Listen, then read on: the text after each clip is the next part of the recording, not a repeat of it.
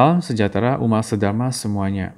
Terima kasih atas rahmat Tuhan Yang Maha Esa, belas kasih dari Buddha Maitreya, kebesaran dari Dwi Maha Guru Agung Secun dan Semu, lindungan dari ketiga yang Arya sesepuh di Nirwana, bimbingan dan dukungan dari para sesepuh dan pandita. Pada kesempatan kali ini, Hoshia mendapat kesempatan mengikat jodoh baik bersama dengan umat sedharma semuanya. Umat sedharma yang berbahagia pada hari ini, di mana kesempatan yang sangat baik ini kita dapat belajar kembali bersama membahas mengenai kitab Lunyu Weizhenpian bab ke-22. Lunyu Weizhenpian 第22章 子曰：人而无信，不知其可也。大居无泥，小居无月，其何以喜之哉？ Nabi Confucius berkata, bila seseorang tidak bisa dipercaya, maka sudah tidak tahu lagi dia masih bisa berguna di hal apa. Kereta besar bila tidak ada bagian pengait ke pegangan penarik kereta, serta kereta kecil bila tidak ada bagian pengait ke pegangan penarik kereta, maka bagaimana kereta bisa berjalan? Sebutan ni dan yue adalah bagian pengait pegangan sapi atau kuda ke kayu penarik kereta masing-masing. Pada zaman dahulu, alat transportasi masih bergantung pada hewan. Kereta besar disebut kereta sapi. Kereta kecil disebut kereta kuda.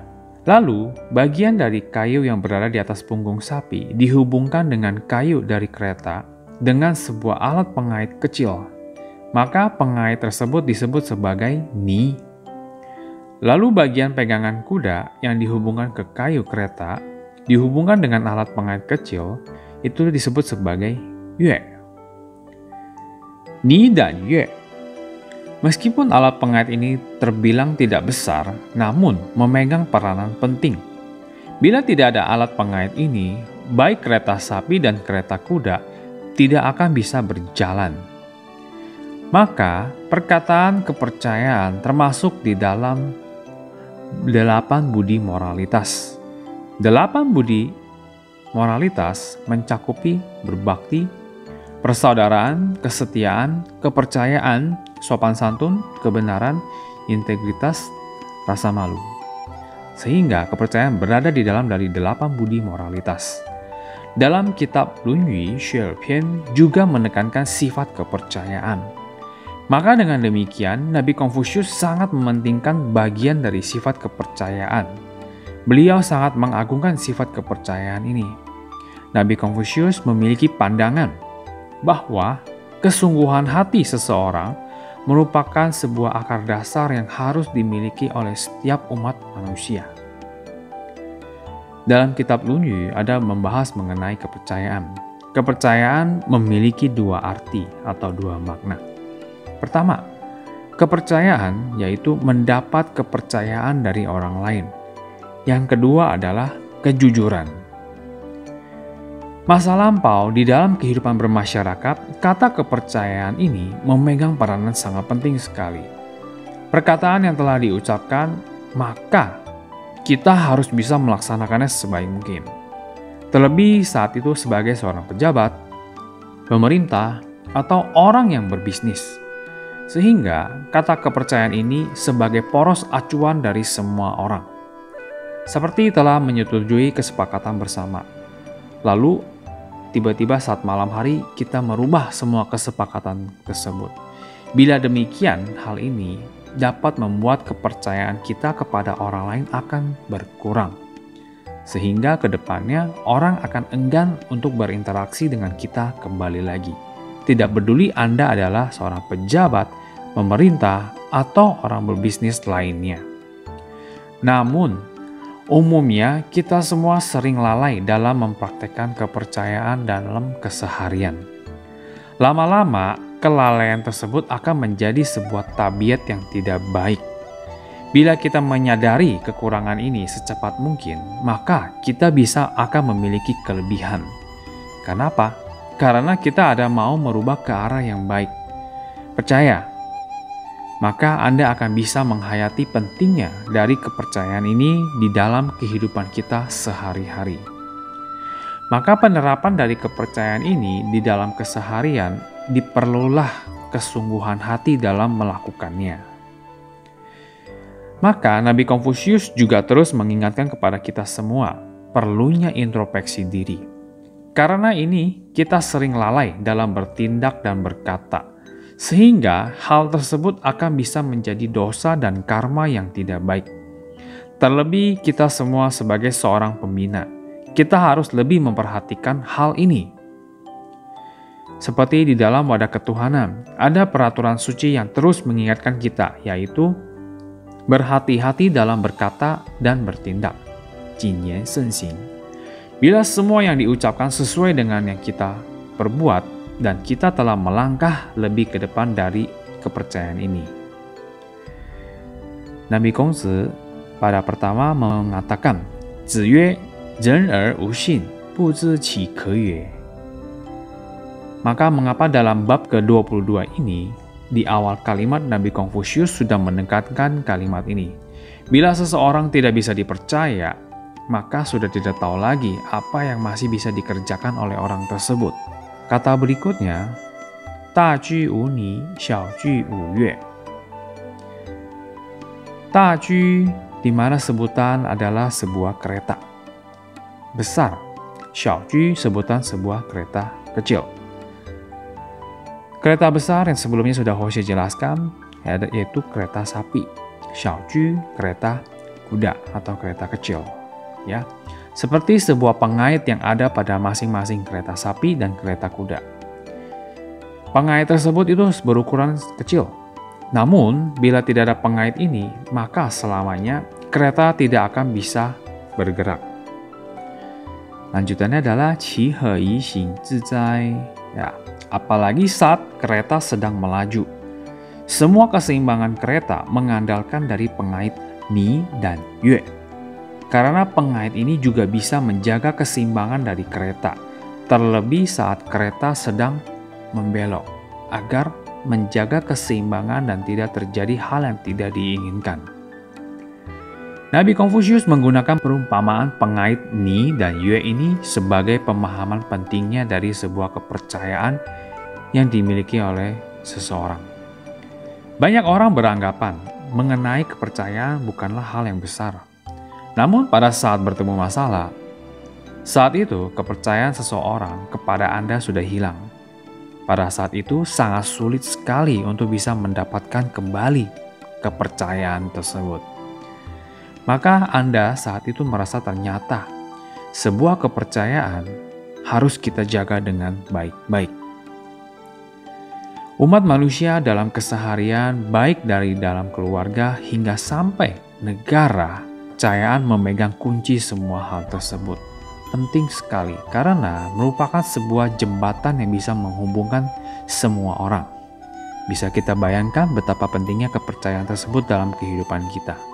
Oleh sebab itu, kepercayaan tidak bisa kita hiraukan atau kita pandang sebelah mata.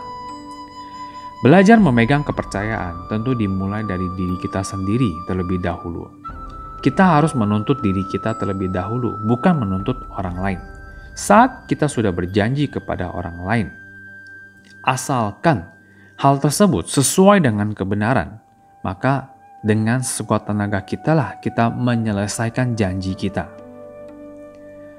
Sehingga inilah alasan mengapa Nabi Konfusius memandang penting kata kepercayaan ini. Baik Anda sebagai seorang atasan atau seorang bawahan, kesepakatan yang telah disetujui, maka dengan komitmen Anda lakukanlah yang terbaik. Seperti sebuah kisah yang ada pada masa era dari Chunqiu Zhanguo. Di sebuah negara Qin, ada seorang raja bernama Qin Xiaogong. Pada saat itu, Raja Qin Xiaogong mengeluarkan pengumuman yang berisi, siapapun, baik orang negara Qin atau bukan negara Qin, yang bisa membantu memajukan negara Qin, maka segera melaporkan diri kepada raja. Saat itu ada seorang saudagar kaya dari negara Wei yang bernama Sang Yang. Di negara Wei, Sang Yang tidak dipandang oleh negaranya. Maka pergilah dia ke negara Qin. lalu melihat pengumuman dan berhasil bertemu dengan Raja Qin. Sang Yang memberitahu Raja Qin untuk bisa memajukan negara, maka perlu memperhatikan di segi bidang. Pertama adalah bidang dari pertanian. Yang kedua, memberikan imbalan kepada panglima perang dan para prajurit yang telah berjasa. Yang ketiga, untuk para menteri yang telah berjasa diberikan imbalan, namun untuk mereka yang lalai dalam bertugas haruslah dihukum. Jadi memberikan 3 poin penting ini kepada raja untuk dijadikan sebagai acuan agar negara Qin bisa berkembang. Bila hal ini semua bisa diterapkan, maka negara perlahan-lahan bisa maju dan berkembang. Akhirnya, Raja Qin sangat menyetujui cara dari Sang Yang. Namun berhubung Raja Qin barusan naik tahta, sehingga banyak para menteri yang tidak setuju dengan masukan tersebut. Akhirnya, waktu pun berlalu. 2 tahun kemudian, kedudukan dari Raja Qin sudah lebih stabil. Banyak para menteri yang mendengar kepada raja. Maka dia pun memerintahkan Sang Yang untuk menjalankan usulannya sebelumnya untuk bisa memajukan negara Qin ini. Sang Yang akhirnya menerima utusan dari raja. Akhirnya pun dia mengeluarkan pengumuman mengenai perubahan-perubahan ini di pengumuman. Namun banyak masyarakat yang tidak percaya dengan Sang Yang, beranggapan bahwa dia mau membohongi rakyat, banyak berbual. Banyak orang yang beranggapan itu bukan hal yang mungkin terjadi di negara ini. Akhirnya Sang Yang pun memerintahkan prajurit untuk meletakkan sebuah balok kayu yang sangat tinggi dan besar di selatan kota.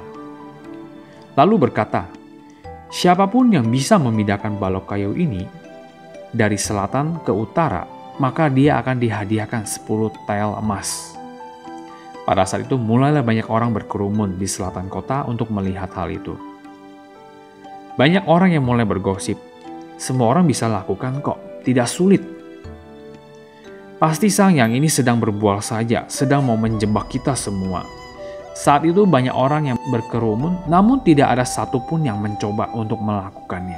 Akhirnya melihat hal demikian, Sang Yang memikirkan caranya lagi. Akhirnya dia menaikkan lagi imbalan dari 10 tel emas menjadi 50 tel emas.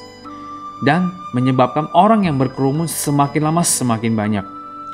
Tetapi masih belum ada orang yang mencobanya. Waktu pun berlalu, tidak lama kemudian ada seorang pemuda berbadan gagah dan perkasa mengangkatlah kayu tersebut dari selatan menuju ke utara. Seperjalanan dari pemuda tersebut, banyak sekali orang yang mengiringinya, banyak orang yang berkerumun. Setelah tiba di utara, dia meletakkan kayu tersebut dan tercapailah. Banyak orang yang menunggu apakah benar Sang Yang nanti bisa memberikan imbalan sebesar 50 tel emas. Akhirnya, Sang Yang pun mengutus prajurit untuk memberikan imbalan kepada pemuda tersebut. Tanpa kurang 1 tel emas pun, pas genap 50 tel emas pemuda itu mendapatkannya. Saat itu semua orang menjadi kaget dan histeris dan kagum. Ternyata perkataan dari Sang Yang itu bukan suatu candaan, bukan suatu bohongan belaka, tetapi benar dia lakukan. Apa yang telah dia ucapkan sesuai dia laksanakan. Maka sejak saat itu, perkataan dari Sang Yang terhadap semua rakyat pun mempercayainya. Sehingga negara Qin pun menjadi kuat dan maju secara perlahan-lahan. Dari kisah tersebut memberitahukan kepada kita pentingnya dari suatu kepercayaan. Bila saat itu Sang Yang tidak menepati janjinya, maka rakyat tidak akan percaya. Rakyat tidak akan percaya sehingga negara Qin pun tidak bisa menjadi maju dan jaya pada saat itu. Maka di dalam pembinaan diri kita, terutama yang disampaikan dalam bab ke-22 ini, terlebih kita semua telah mendapatkan tahu. Yang pertama, kita harus bisa percaya akan tahu sejati yang telah kita dapatkan ini. Maka barulah kita bisa lakukan pembinaan dengan setulus hati dan tanpa ada keraguan. Percayalah, Ada hati Buddha dalam setiap umat manusia. Jangan mencari keluar kemana-mana. Sebenarnya, mutiara yang penting tersebut sudah berada di dalam diri kita. Tetapi kita terus keluar dan mencari di luar sana. Tetapi kita tidak berhasil menemukannya. Mutiara tersebut berada di dalam diri kita sebenarnya. Yang kedua, kita harus percaya akan adanya hukum sebab dan akibat, atau kita sebut sebagai hukum karma. Bila Anda tidak dapat melihat atau merasakannya, maka kita ini sangat ceroboh. Terlebih kita semua sebagai seorang pembina. Nabi Lao Tzu mengatakan dengan kerendahan hati dan ketenangan, maka hukum karma ini dapat kita rasakan dan kita amati. Bukan tidak bisa melihat karma tersebut sebenarnya, namun kitalah yang terlalu ceroboh dan tidak hati-hati, sehingga kita tidak bisa melihat dan merasakannya. Yang ketiga, harus percaya dengan wejangan dari para Buddha dan para suci. Semua orang sudah tahu kebenaran sejati. Mungkin Anda semua sangat paham betul dengan makna dari kitab-kitab suci yang pernah Anda baca. Dan juga banyak sekali wejangan-wejangan para Buddha yang telah kita dengar. Tetapi pertanyaannya adalah, apakah Anda mempercayainya semua? Bila Anda mempercayainya, maka Anda akan melaksanakan sesuai yang telah diajarkan kepada kita. Namun, bila sampai saat ini belum kita laksanakan, berarti kita harus lebih giat lagi mencari cara bagaimana bisa mempercayai wejangan dari para Buddha dan para suci ini. Usaha kita bagaimana? Maka, akhir dari bab ke-22 ini, Hoshe berbagi beberapa kata kepada semua umat sedharma. Seberapa besar kepercayaan kita, maka itulah persentase yang bisa kita dapatkan. Jangan berharap mendapatkan persentase yang tinggi. Untuk ibadah saja kita masih tidak giat. Bukan Tuhan tidak pengasih, bukan Buddha tidak membantu. Namun, jawaban sudah jelas ada di tangan kita semua. Semoga Dharma ini bisa bermanfaat untuk kita semua. Bila ada perkataan yang salah, mohon pengampunan dari Tuhan Yang Maha Esa, bimbingan para pandita. Semoga Tuhan selalu memberkati kita semua, terhindar dari mara bahaya dan bencana. Semoga semua makhluk berbahagia. Terima kasih.